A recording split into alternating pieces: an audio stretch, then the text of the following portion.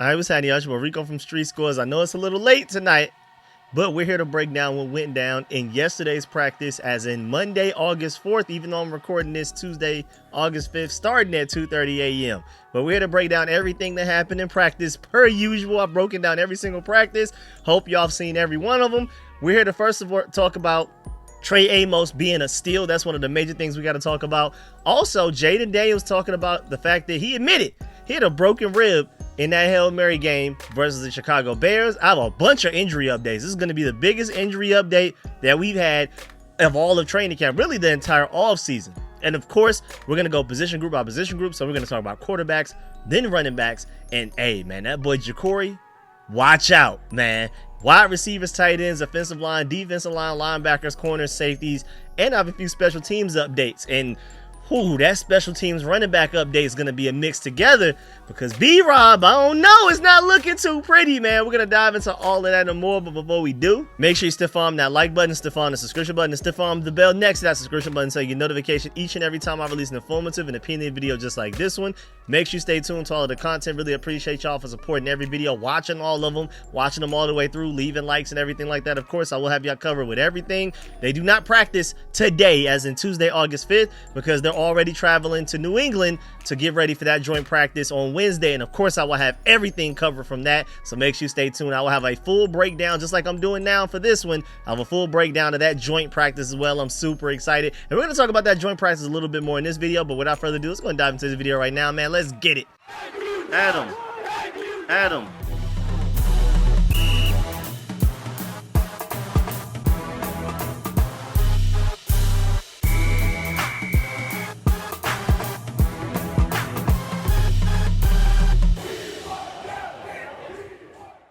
All right, before we even dive into practice, Ben Standig brings up a good point that the Commanders-Patriots joint practice could be affected by some smoke, by some Canadian wildfires that's going on right now, because the New England Patriots joint practice is taking place in Foxborough. So we're all the way up there. We're not down in the DMV in Virginia or anything like that. We are all the way up there in Massachusetts, and it could be affected by whatever's going on with that Canadian wildfire thing. And of course, most importantly, I hope everything's okay.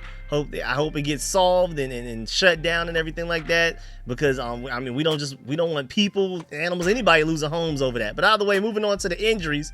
And man, there is a list of them. You know what I'm saying? Like, this is the longest list of injuries that I've ever had an update for you. Like John Com said in this practice that went on yesterday, again, Monday, August 4th, on Monday, Marcus Mariota was not out there. Noah Brown was not out there. Jordan McGee is a new name added to the list. Like, at least Marcus Mariota, he's missed some of the team activities, even though he returned to the one that we had on Sunday.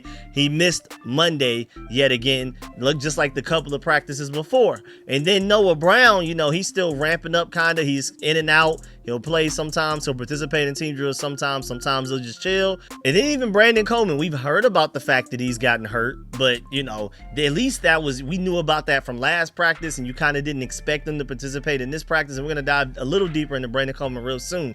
But we have some new names out there as well. Second-year players Jordan McGee and Javonte Jean-Baptiste.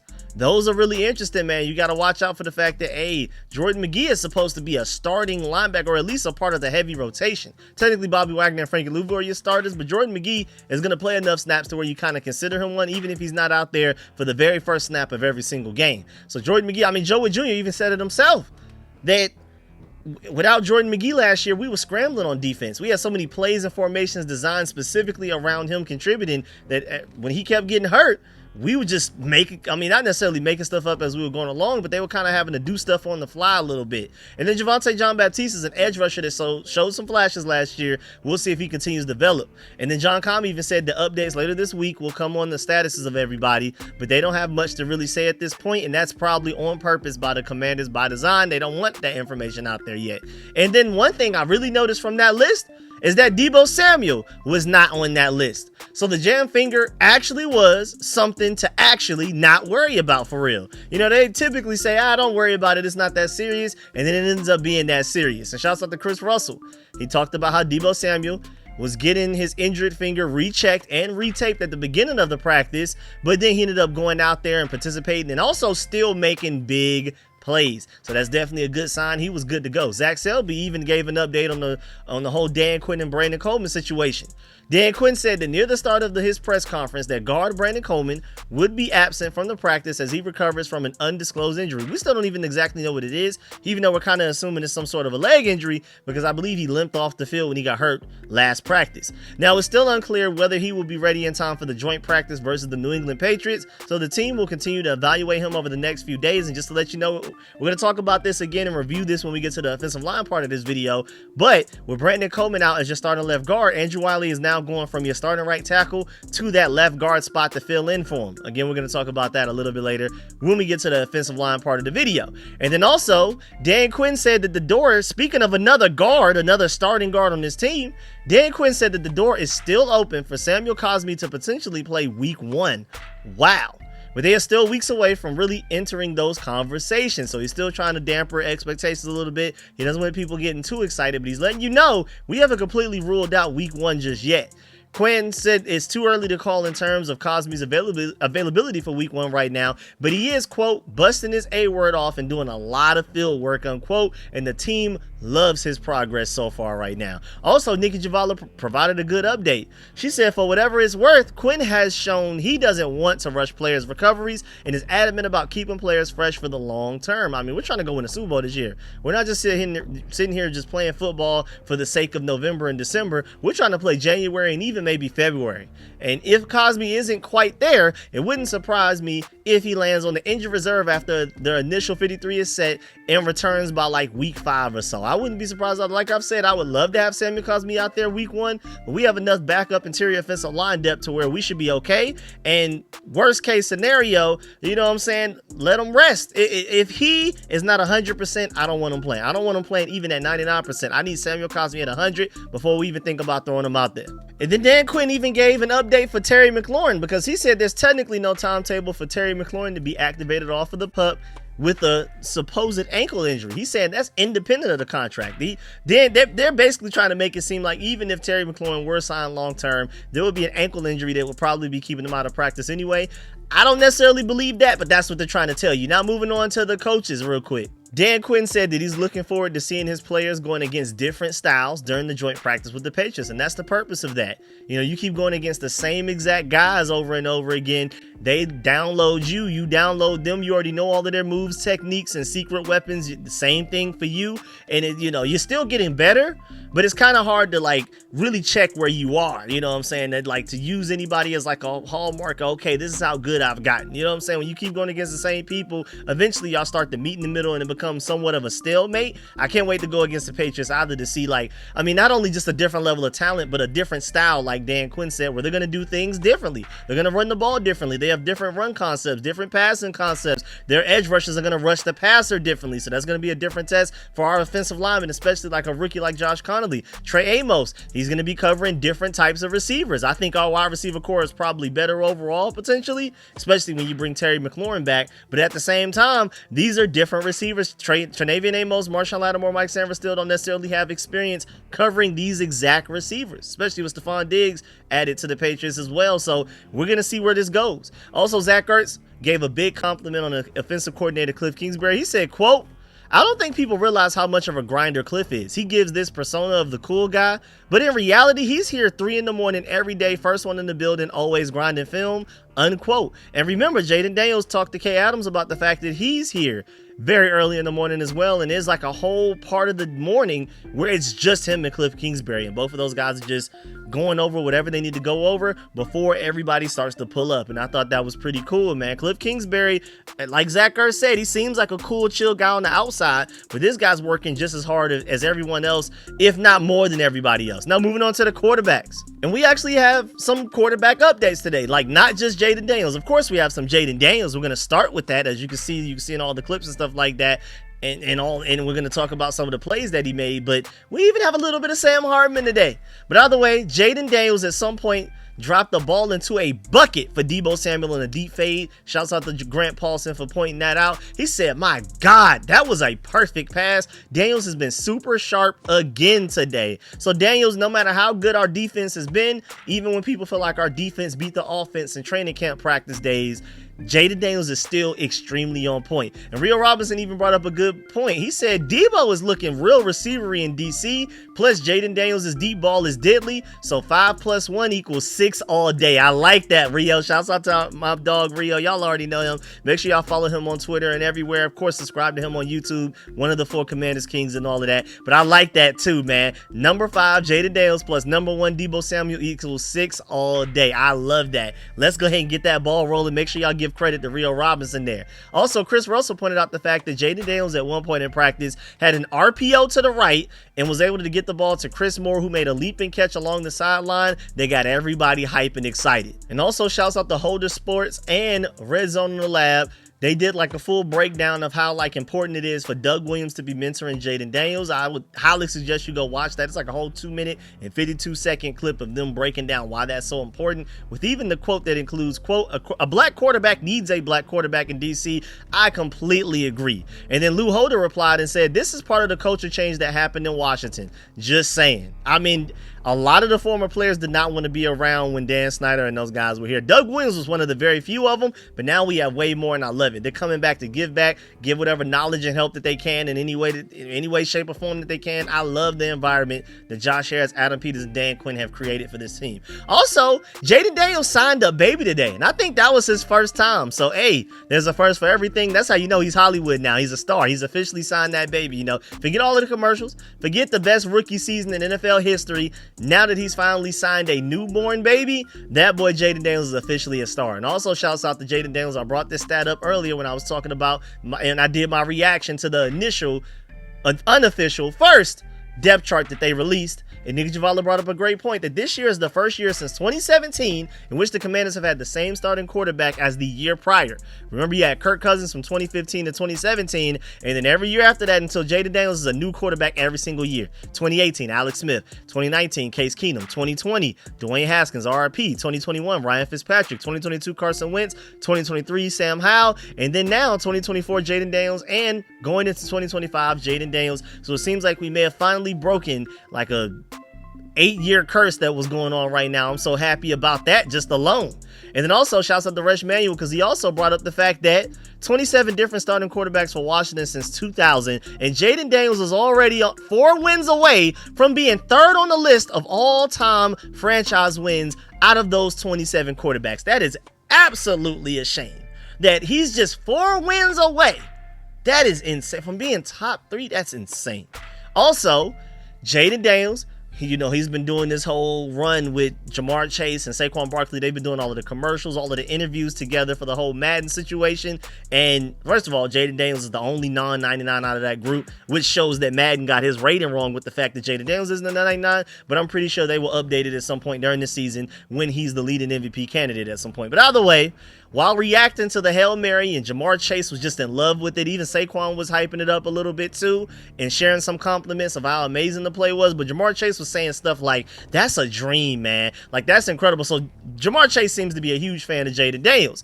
But at some point, Jaden Daniels admits, like, while Jamar Chase is like, man, it was 65 yards. It was a lot going on. And Jaden Daniels added at the end, like, yeah, with a broken rib too. So there you go. While reacting to the Hail Mary with Jamar Chase and Saquon Barkley, Jaden revealed that he did in fact have a broken rib in that Hail Mary game versus the Chicago Bears. And shouts out to Bleeding Burgundy and Gold. He pointed out the fact that the greatest rookie quarterback season ever Jaden Daniels just had, and half of it was with a broken rib. This man is built different. That was my first takeaway. But also shouts out to Billy Tinkle because he brings up a good point as well. He said, I'm honestly glad the team told us that Jaden only had a bruised rib instead of it being a straight up broken one, because I might not be alive today if they had been completely honest. I mean, that's a good point. To sit there and watch our franchise quarterback, who up to that point against the Chicago Bears was already in like the MVP race, so we already knew we had a franchise guy, we had an elite quarterback, this is our guy.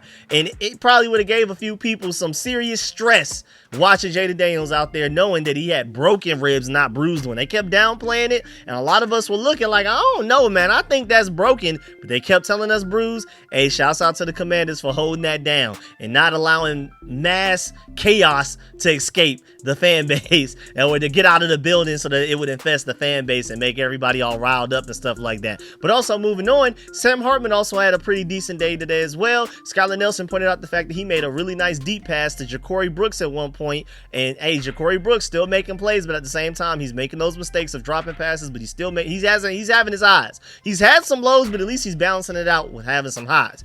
And also, Cliff Kingsbury talks about Sam Hartman's camp at some point after practice. He said, quote, up and down. He has all of the ability, smart, good footwork, solid arm. Couple of plays he has to take better care of the ball, though. And he also pointed out that Sam Hartman didn't throw much in the spring coming off of a shoulder surgery. So, quote, he's still getting back to rhythm, unquote. And I forgot about that. Sam Hartman did have a shoulder surgery at some point early in the offseason, so he's still kind of ramping back up and getting into the groove of things and getting his rhythm. So that's even more impressive that he's having a pretty good camp right now. And I think he's definitively your third string quarterback right behind Marcus Mariota. I don't care what that unofficial first depth chart says. Sam Hartman has played better than Josh Johnson from everything I've heard and seen so far in training camp. And again, like I said in my breakdown of the 53-man rock, the first depth chart that they just released, like I said, I feel like even if Josh Johnson is only slightly better than Sam Hartman, I would still keep Sam Hartman over Josh Johnson with him being the younger guy with the higher potential. Now moving on to the running backs. And JP Finley just simply tweeted at some point during the practice, Bill Merritt, making plays, again. It seems like every practice he is shining in some way. He's making something. He's doing something that's very noticeable, gets the fans hype, makes the coaches' eyes pop out of their heads a little bit like Tom and Jerry. Like he's doing something every time to where he doesn't go to practice without doing something that makes you go, whoa, like, wait a minute, we got something here. Zach Selby even pointed out the fact that at a certain point, Bill had a really pretty run to the left, one cut, and he made it to the second level. And I'm actually show y'all the clip. Shouts out to Ed. I always call him Eddie Del Nero because that's like the top of his Twitter, but our boy Ed Oliver, you know what I'm saying? I always get caught up by that though. But Ed Too Flat on Twitter, shouts out to him. Another 1/4 of the Commanders Kings, along with Rio Robinson, me, Louis T, and all of us. But he uploaded this clip that was uploaded by somebody else, or maybe this is his clip itself. But either way, here's the clip of a Ja'Cory Krosky-Merritt run. He even said not the best angle, but another nice run from JCM. Solid chance to be RB1 by the end of the season. And I don't know, man. We may be getting to the point where we're talking Ja'Cory Krosky-Merritt RB1 maybe by week 1. I think it's a it's a long shot, but I don't think it's impossible. And also shouts out to District Sports Talk. He said he gets through the hole a lot faster than Brian Robinson, and he also looks more explosive than C-Rod. So he just brings so many advantages that the other running backs in this room do not bring. And then here's another angle of it. If you wanted to see it real quick, this is probably like a better angle to see it while I continue on with the breakdown. Zach Selby said Ja'Cory Krosky-Merritt is another player who has made the most of his snaps. He made one cut on a handoff early in practice and broke loose into the second level. Kingsbury said Krosky-Merritt has had several positive flashes in camp so far, and he is excited to see what he does against the Patriots this week. Oh, I'm really excited as well. Skylar Nelson even just simply tweeted, Bill continues to outrun the defense. We have a very powerful, I think they're going to be one of the better defenses in the NFL, but at the very least, we're fast and physical, and Ja'Cory Krosky-Merritt is out fasting and out physicaling. I know those aren't words, but he's doing that to our defense right now. With the things that they're good at, Ja'Cory Krosky-Merritt is better at, which is insane. And also, shouts out to Washington, D.C. Sports News. He said names you hear every single day from the Commanders training camp because they are consistently making plays are rookie Bill Merritt and some guy named Deebo Samuel. So those are the two guys that he isolated, especially on the offensive side of the ball, that are consistently making plays. And the fact that Bill is over there in the same breath as Deebo tells you everything you need to know. We are not hearing about Brian Robinson, Austin Eckler, or any of those other running backs as often as we're hearing about Ja'Cory Krosky-Merritt, aka Little Bill. Shouts out to DC Sports Dre. He said preseason depth charts mean nothing. But what else are we going to talk about right now? But JCM 5th on the depth chart has me in conspiracy theorist mode right now. If they sit him out of the game on Friday, I'll be in full quote, he's starting in game 1 unquote mode. And I agree. Like I've already said in the past couple of videos that I've talked about Ja'Cory Krosky-Merritt, you'll notice that, hey, just like how Jay Gruden treated Terry McLaurin in his rookie season preseason, if they treat Ja'Cory Krosky-Merritt like that to where they kind of hold him back a little bit and he's not out there with all of the backups like he's supposed to be, then that shows that they view him as a potential, not only just impact player, but starter. So be on the lookout for that. Watch out for that. If Ja'Cory is not taking a lot of snaps in this joint practice, if we get to that preseason game against the Patriots after the joint practice and he's still not taking a lot of snaps, watch out. He may be in line to be RB1 because they're trying to save him. They don't want him to get hurt, and they also don't want to showcase him to the entire NFL. They want to let him be a secret weapon to everybody. And then also DC Sports Dre brought up another good point. He said, I'm good if I see Jaden Daniels play 0 or 2 series this whole preseason, but it will be fun to see Jalen Lane and Ja'Cory Crosskey-Merritt show some flashes of what they may be able to do on this offense in the preseason. I'm telling you, man, they're going to go out there and make backups look bad. They're going to be out there making people think, why are these guys that's supposed to be starting out here whooping up on our backups? Now, they're backups. I mean, they're rookies at least. And, you know, they have the potential to be starters, but we just have really good starters ahead of them right now, and they just got to earn their way. Also, shouts out to Zach Selby, because Kingsbury said that, of course, like we said earlier, Ja'Cory Crosskey-Merritt has had some good flashes, that he's looking forward to seeing them playing in New England, and hopefully they finally showcase the guy. Now, moving on to other running backs, and this is where we got to talk about B.Rob. Technically, this is a special teams update, but it affects the running back situation, because Zach Selby said that all of the usual faces were taking part of the returning punts drills in the practice. That's in Jalen Lane, that's a KJ Osborne, that's a Demetric Felton, and a Casman Allen. Those are your same usual 4. And then out of nowhere, breaking news, I guess, at least to me, I think this is pretty big. B.Rob was out there as well. So now I'm looking like, wait a minute.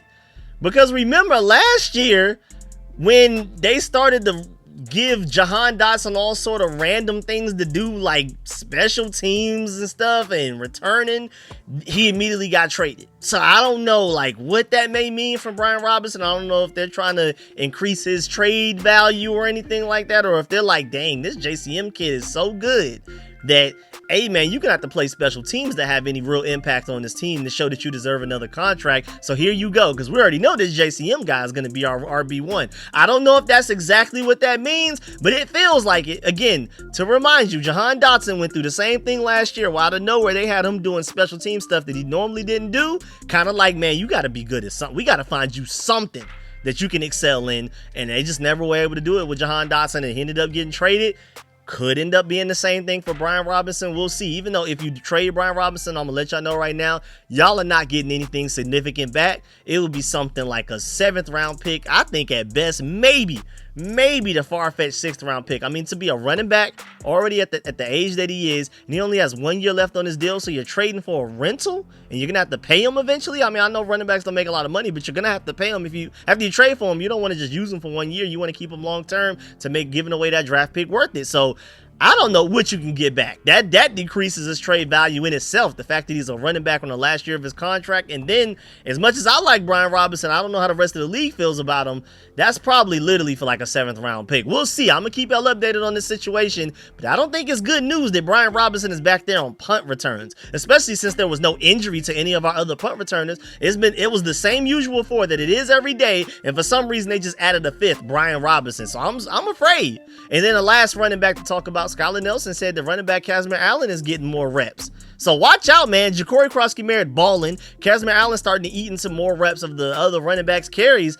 I don't know, man. Stock up JCM and Casman Allen. Maybe a stock down on Brian Robinson. We'll see. Now moving on to the wide receivers. And shouts out to JP Finley for uploading this clip and saying Debo's finger looks just fine to me. And it sure does. And then he was out there making plays with that jam finger. Now, they already told us not to worry about it. And then again, Dan Quinn, I mean, he talked about all of these other injured players before the practice started. He didn't mention Debo, so it was kind of safe to assume that he would go out there and be his typical self, where he's making play after play, practice after practice during training camp. And indeed he did, because Nicky Javala tweeted straight up, Debo is fine. Second play of 11 on 11 drills with the starters, he caught a deep ball from Jaden Daniels with the defender glued to him. This boy Debo Samuel is not playing with y'all this season. I'm telling y'all right now, he about to earn that big contract after this year. I'm telling you. And Cliff Kingsbury was even very complimentary of Debo Samuel. He said that Debo is extremely competitive and willing to do whatever the staff asks, whether it's inside or out. So this guy's going to be utilized in a lot of different ways.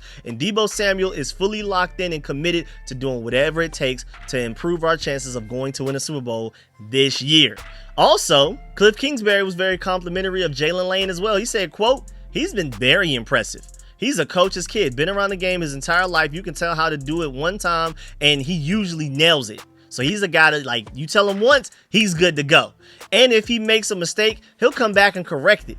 but super, super talented, very fast. I've been really impressed. I don't think I could see some of those things at Virginia Tech. Watching the film and getting him here in person and watching him run around and watching the coachability and the route tree that he can run already, it's been really impressive, unquote. And I think that's a good point, that like his quarterback situation was so bad, his offensive coordinator was so terrible, that it was really hard to like watch his tape and be like, oh, okay, we can do this with this guy. You see the speed, you see the agility, you see the potential, but it's really hard to visualize it with how bad the environment was around him at Virginia Tech. Now that he's here with an elite quarterback in Jaden Daniels, an elite offensive mind in Cliff Kingsbury, now Jalen Lane's talent is really starting to blossom, and we're kind of lucky that he has such a bad situation at Virginia Tech, because I'm telling you right now, if Jalen Lane played for like Ohio State or Georgia or Alabama or one of these top teams and had a better quarterback situation, at least, I'm not saying great, but at least way better than what Virginia Tech had, we probably wouldn't have been able to get him in the 4th round. So we got lucky there.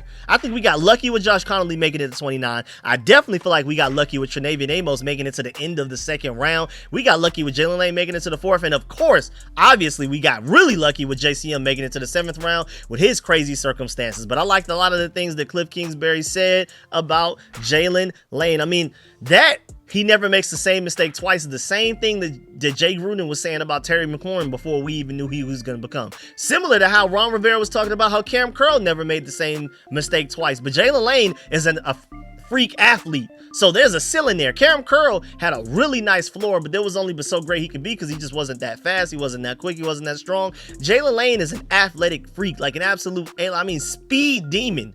He's like our best deep threat outside of Terry McLaurin right now on the entire roster. And then he also can do the Deebo Samuel gadgety things behind the line of scrimmage. I think he's already your best punt returner that we've had since Brandon Banks, at least. This guy's very talented. He's only going to keep getting better and better. And with that freakish athleticism and that really high ceiling, he never makes the same mistakes twice, is dangerous. But Cliff Kingsbury was also complimentary of Luke McCaffrey a little bit. He said, quote, "It's a night and day difference from this time last year," unquote. And Cliff says that Luke has been playing outside more so out of necessity with the fact that Terry McLaurin's not there, and has had some good battles with the young DB, so they kind of feel like they're pushing him hard and making him play out of position. He may be uncomfortable with it, but he's improving. But ultimately, he's probably best in the slot. But right now, he's playing outside, and he's been learning, he's been improving, he's been making plays bit by bit. It may not be necessarily consistent, but they kind of expect that of a guy that, first of all, just started playing the receiver position like 2-3 years for the first time in his life, let alone playing outside receiver now when he was primarily a slot last year as a rookie and in college. Also, Marshall brings up a good point. After a while, you start to understand mannerisms and how coaches speak. They clearly have big plans for Jalen Lane, and I'm going to show you the clip right here. It's 29 seconds of Cliff Kingsbury talking about Jalen Lane, and I agree. I think there may be a Terry McLaurin 2.0 loading up right here. He's been very impressive. He's a coach's kid. Been around the game his entire life. If you tell him how to do it one time, he usually nails it. And then if he makes a mistake, he'll come back and get it corrected. But super talented, very fast. I've been really impressed. I don't think I could see some of those things at Virginia Tech. Watching the film and getting here in person and watching him run around and watching the coachability and the route tree that he can run, it's been really impressive. And then lastly, out of the wide receivers, before we move on to the tight ends, just very quickly too, we don't have a lot to talk about tight end wise, but Zach Selby updated the fact that Chris Moore had continued to show up in camp and has made a catch deep down the field against Marshawn Lattimore during the first 11-on-11 period. Although most of the receiver room appears to be set, there could be one spot open left with that 6th spot, like I've already talked about in several videos, where your locks are Terry, Deebo Samuel, Jalen Lane, Luke McCaffrey, more so just because it's the second year. They're not going to cut him yet. Even if he's not the 5th or 6th best receiver on the roster, he's safe. And then Noah Brown. Those are your 5 locks. If there's only one spot left, that means KJ Osborne, Chris Moore, Michael Gallup, Ja'Cory Brooks, all of those guys are competing for that one last spot. Shouts out to Chris Moore for continuing to make plays. Zach Selby said it's still too early to tell, but Moore has been making his case as he deserves to be on this roster. Now, moving on to the tight ends. This is just a quick clip uploaded by Skylar Nelson. Like I said, any clips I see, I'm going to upload it, even if I don't have necessarily like a breakdown of what's going on. Shouts out to Skylar Nelson for this clip of Zach Ertz, and she said, "A quick look at Zach Ertz at Commanders practice, another player who had a good day. First play of team drills, Jaden Daniels to Ertz on the inside, covered by Wagner and Luvu." And I mean, Jaden Daniels and Zach Ertz just seems completely uncoverable at this point. Nobody can stop him. Even as good as our secondary, especially our back seven are right now, and the fact that Zach Ertz still keeps making catches from Jaden Daniels passes, I don't think anybody in the NFL can truly stop it, honestly, especially with all these other weapons they got to worry about. You can't even focus on stopping Zach Ertz, so he's going to consistently be open. Now, moving on to the offensive line, of course, again, like I foreshadowed a little bit earlier, with Brandon Coleman out there and Andrew Wiley moving to starting left guard in Brandon Coleman's place, going from left to right, you have Laramie Tunsil, you have Andrew Wiley at left guard, Tyler Biadasz at center, Nick Allegretti at starting right guard until Samuel Cosme's healthy, and Josh Connolly is now getting more reps at starting right tackle because of the injuries that's happening. So, I mean, I don't prefer guys to be hurt, but it's really cool that Josh Connolly's getting more starting reps right now, and he's making the most of it. We're going to dive back into that soon, but Zone Runner brought up a good point, that in that JCM run that was uploaded by Ed Oliver, Zone Runner pointed out the fact that Laramie Tunsil sealed Johnny Newton to create that run, and he was a great pickup at left tackle, man. That's a veteran that you're bringing in to immediately be one of the best left tackles in football. He's already shown it in practice. And then also, Cliff Kingsbury talked about Josh Connolly as well, very complimentary of him, but he was honest. He was being very candid. He said, quote, "The guy is super talented and does everything you want. He has to get used to playing the right side, but he's exactly where we want him to be," unquote. And that's a great point that, I mean, if you're switching sides, you've been left tackle for so long, now you're moving to right, that's not as easy and automatic of a transition as most people assume. Like if you've never played football, I don't even know how to exactly word it. Put it into good enough words for you to understand how different that is. Going from the left side, everything you do is leaning left, towards everything you do is right. I mean, just imagine flipping everything you do in life on the other side. Imagine if you're right-handed, you got to do everything left-handed. Like, it's that much of a difference. It's insane. Imagine trying to write an essay suddenly with your opposite, your non-dominant hand. It's that ridiculous. And it's not even just physical, it's also mental. Like, you're processing, you're used to your guard being to your right, now your guard is to your left. It changes so much, man. And typically if you're on the weak side, he's going from the strong side to the weak side, you're usually blocking against a different type of edge rusher as well. So it's just a whole transition. It's no surprise that he's having some growing pains and a little bit of a learning curve, but he's showing the ability to adapt and keeps making plays. Because even this play right here, and I'm gonna show y'all this clip again later when we get to the defensive line very soon, but Crash Out Quinn uploaded this clip of Jaden Daniels' pass being batted down by Deron Payne. Shouts out to Deron Payne. We're going to talk about that a little bit later. But most notably, Zone Runner pointed out the fact that Josh Connolly did a good job against Von Miller's speed rush. He showed explosive quick feet to his landmark and showed his bending ability as well to basically just make sure Von Miller does not get anywhere near Jaden Daniels. He just takes him outside around the pocket and allows Jaden Daniels to be able to sit there and chill. Be relaxed, nothing to worry about. So Josh Connolly improving by the day. I'm telling y'all right now, he's just starting week 1 right tackle. Then moving on to the defensive line, Von Miller was interviewed by Scott Abraham. He brought up a good point. He said, quote, "When you are paired up with a great offense, it allows me to do what I do. Go chase quarterbacks and defend that lead," unquote. I love the fact that we have that mentality. The fact that he has that much faith in how explosive and dominant and efficient this offense will be. He feels like we're going to play with leads so often that we're going to be in more passing situations, which will allow me to do what I do best, and that's go after the quarterback. And that's why we will maximize Von Miller. I think Von Miller is going to have a great season here. I already gave you the stats as to why he was like a top 5, at worst top 10 edge rusher in NFL last year when it comes to efficiency. On a per snap basis, Von Miller was still one of the best edge rushers in the NFL last year. And if we're constantly having a lead over other teams and other teams are forced to pass the ball against us, that's going to allow Von Miller to be even better this year for us than he was last year with the Bills, which is scary. Also, Dan Quinn talked about Johnny Newton. He was pretty complimentary there because we haven't heard a lot of great things about him. I've heard a couple, but shouts out to Dan Quinn because he put my mind at ease a little bit. This is a guy that was supposed to be a first-round talent. We got him very early in the second round, even though he technically didn't need a defensive tackle that bad. So I'm really hoping his talent shows because we clearly went best player available right there over need. So Dan Quinn said, quote, "What a difference a year makes," unquote. And also he said, to see him fully doing all the things, that's been exciting to me, unquote. So whatever Dan Quinn's seeing, it's a different Johnny Newton from what we saw last year. And that makes me very happy. That makes me very optimistic. Even though we do have Deron Payne and Javon Killon starting over him, Eddie Goldman is already a part of the rotation. He's going to be a true nose tackle. So technically Johnny Newton is like your 4th defensive tackle right now. But I love the fact that he's still improving and developing as we go. And eventually he'll take over. I mean, maybe they don't keep Deron Deron Payne going into next year. Maybe they'll Jonathan Allen him where he still has a year left in his deal, but it's not guaranteed, so you can cut him and get all of that cap space back, and then maybe they'll start to feature Johnny Newton more. So we'll see. I'm hoping Deron Payne balls out and we don't have to cut him, and he can just stay here forever and retire a Commander, but we'll see.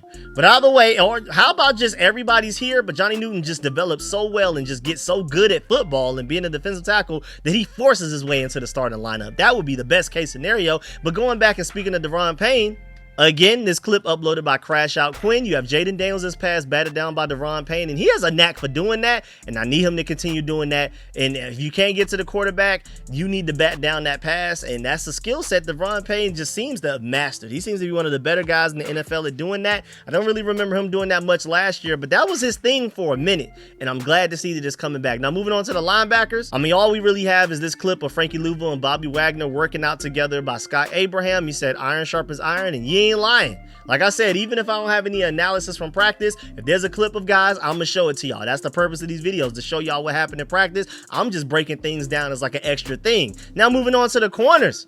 And y'all gotta stop playing with that boy TREY AMOS, man. This interception that he takes off of the back of the receiver, insane ball skills, bro. I mean, Bleeding Burgundy and Gold said it like a couple of weeks ago. This guy has to have a receiver background to him that many of us may not necessarily be privy to, man. Like, this guy has great hands for a corner. Not only is he lock up, but he has great hands as well. Zach Selby broke down the play. He said he was in the right place at the right time at the start of situational drills near the end of practice. On the first play with the starters on the field, a pass from Daniel slipped through Moore's grasp and into Amos's hands. Amos had tight coverage on Moore, which is one of his best traits in college, of course. And if he can do that in an actual game, then it will help solve several of the team's issues from last year. If TREY AMOS continues to be his lockup in the actual regular season and postseason, in games that matter, like he's been in training camp so far, it is demon time for this team, man. It's pure lockup, no fly zone type of stuff, because Lattimore balling, Mike Sarenstill, like I've already said, is going to make the case for being the best defensive player on this entire team, not even just a secondary, the entire defense. And if TREY AMOS is keeping up with those guys and having just as much lockup as them, I've already told y'all, this cornerback group, starter and depth-wise, is going to be the best in the division, and I think it has a chance to be top 10 in the NFL. Also, shouts out to Grant Paulson. He pointed out the fact, breaking down the plays just a little bit more. TREY AMOS had really tight coverage on Chris Moore. Jaden Daniels did admittedly throw the ball slightly behind Chris Moore, but it was catchable. It was in his hands, and Amos just did a great job of concentrating and making sure that he came away with the interception. The rookie continues to flash in the Commanders secondary. This guy makes plays, and you know Joe Wood Jr. and those guys love turnovers.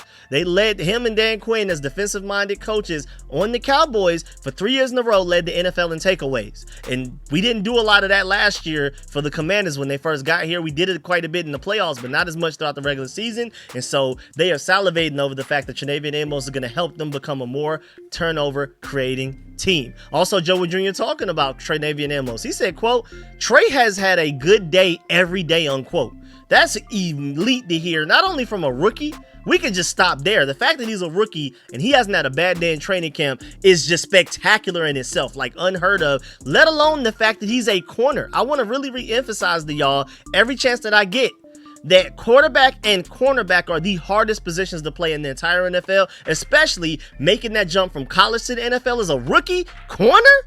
I probably trust a rookie quarterback more than I trust rookie corners, man. I mean, imagine you may go against a Jamar Chase caliber guy maybe once your entire season. How about when you get to the NFL, it's every week? How about Jamar Chase this week? How about Justin Jefferson this next week? How about Malik Neighbors this next week? How about any of those Ohio State receivers that's been drafted? How about any of these top guys? Amon-Ra St. Brown the next week? How about CeeDee Lamb the week after that? How about A.J. Brown the week? It's insane, man. Like, that jump from college to the NFL is terrible. I would honestly argue cornerback is one of the hardest positions to play in all of sports. So to be a rookie, that's insane, man. That's dangerous stuff right there. If TREY Amos is already figuring it out, and like I've already pointed out, he's the only certified starter out of our rookie class already. I think Josh Connolly will start at right tackle by the time we get to week 1.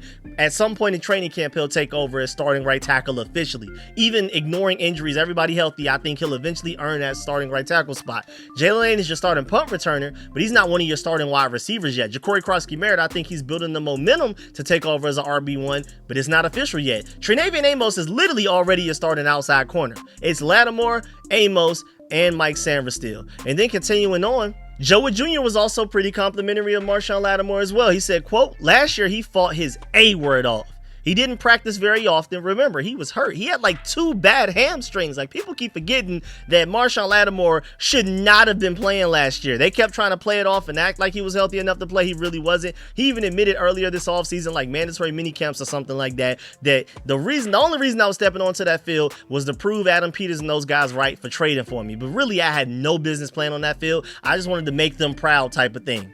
But going back to Joe Wood Jr., he said, but he's a competitor, so he was willing to go do that and not be afraid of the result. I mean, he got dogged, especially by this fan base. People still probably to this day do not like this Marshon Lattimore trade and don't like Marshon Lattimore because they feel like last year is indicative of who he actually is. It's not at all. I can't stress enough how poorly he played because of the fact that he had 2 bad hamstrings. Now he's fully healthy. He's good to go. Joe Wood Jr. also said that he is a dog A-word competitor, and he also said that he remains a really good press player with really nice feet. So we're going to be very aggressive. We're going to be playing a lot of man coverage. Trenavian Amos is a great man cover corner. Mike Sainristil already showed you what he could do, and Lattimore's back finally. He's back fully healthy, and he's doing really well in press man. We're going to cause a lot of turnovers. We're going to blitz the quarterback. We're going to send a lot of people at quarterbacks, play some man coverage. We're going to have safeties jump routes, and we're going to get some interceptions and some pick sixes this year. I'm telling you right now. And then also, going back to Trenavian Amos, John Kahn pointed out the fact that Trey Amos was listed with the starters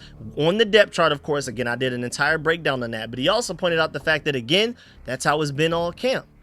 With all of the 3 cornerbacks listed, he's one of the starters, and all will play a ton. He emphasized the fact that, yes, on that depth chart, you see 3 corners starting.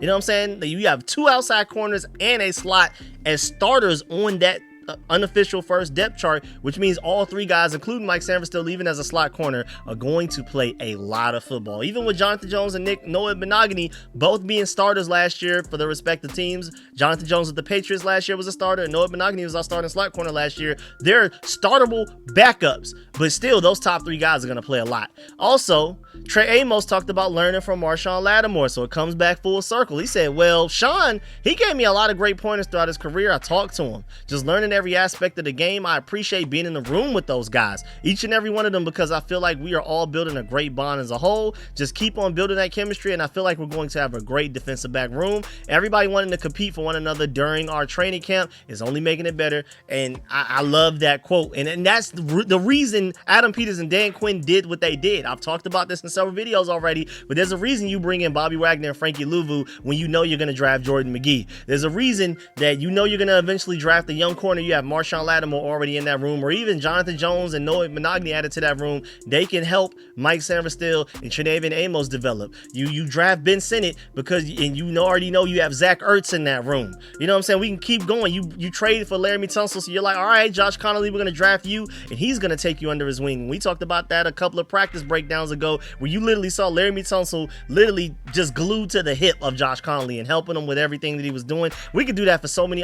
Austin Eckler and Brian Robinson, what they're going to do as far as JCM's development. It's just all. Marcus Mariota was pivotal in Jaden Daniels' development last year. We could just keep going and going. There's a reason that we have this team designed like this. Now, moving on to the safety group, the only update is that Jordan at Washington Today said that this secondary has legitimate top 10 potential, and I think that's a good debate topic, but I think they really can, especially if Quan Martin and Will Harris are as good as I think they're going to be. And I already told y'all how I feel about this cornerback group. This safety may potentially be lockup. And now special teams wise, again, it was interesting to see that B.Rob was one of the starting punt returners, but we're not going to dive into that again. But either way, Grant Paulson brought up that Matt Gay just drilled a 50 and a 55-yard field goal to end the kicking period, and he's basically been nearly automatic all camp. So he's been going to every practice, and he said that Matt Gay has been automatic pretty much almost all camp. There's a couple of people that I've seen that haven't been to every practice, but every practice they went to, he never missed a kick. So we got kicker solved. I feel like we can we can put our minds at ease.